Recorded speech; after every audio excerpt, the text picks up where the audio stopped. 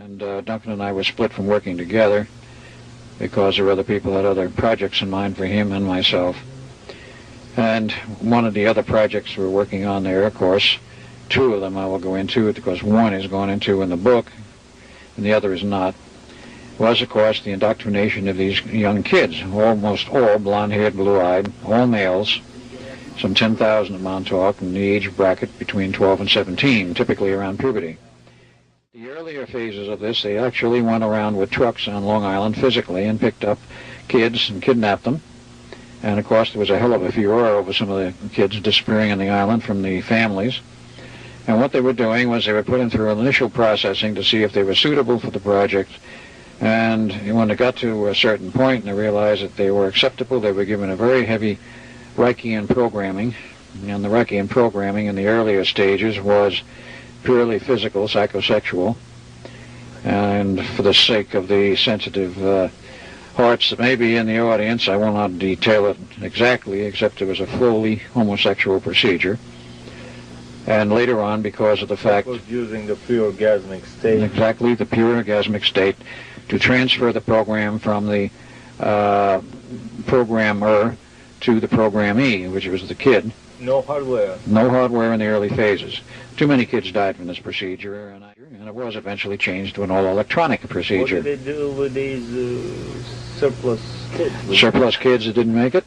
They threw them in the vault and on the underground, and the time when we left, there was about 400 bodies buried in that vault. Huge steel vault with a very large lock, so nobody could get in there without the right combo. By the way, Preston Nichols, in his book, The Montauk Project, again, the book here, he's talking about these skeletons that were cleared right before the base was abandoned and the entrances were concreted with concrete. And there are some clues to indicate that many of them wound up in the time frame of 1995-96. And they had an implanted program, which in essence said, you go about your normal life wherever you are, and when we want you to do whatever you want, we want you to do, a radio signal, actually not pure electromagnetic, but second-order scalar type signal. Which would be a telepathic signal. Right, exactly. It hits undetectable, but by any of the conventional hardware. That right. And these individuals would pick up the signal, and if they were tuned to the coding in the signal, they would hear a message, and Preston proved this with hardware which he's resurrected and tried it himself. They would get this message, if you hear this message, call such and such phone number. Telepathic message right in their head, without exactly. hardware, without little bug into their brain, right? Directly into their telepathic antenna. And the range of this transmitter is enormous. So with that,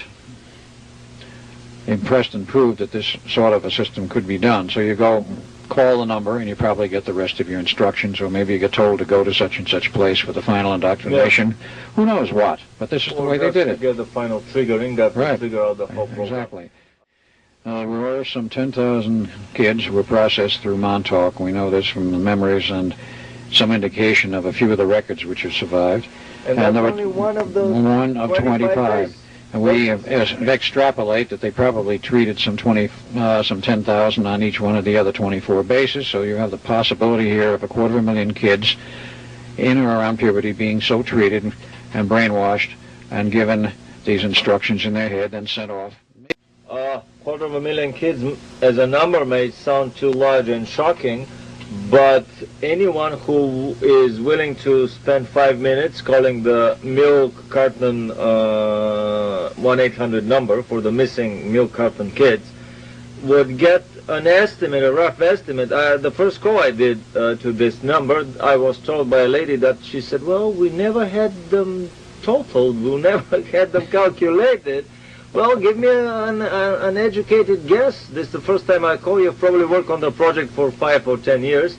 Yeah, 5 years. So what's your guess? Well, she said 200 to 300,000 a year. I thought that she would say 20 to 30,000 a year. A year. So over several years of period, there won't be any problem at all to come with these 250,000 surplus kids that would be sent wherever needed, right, wherever required by the party.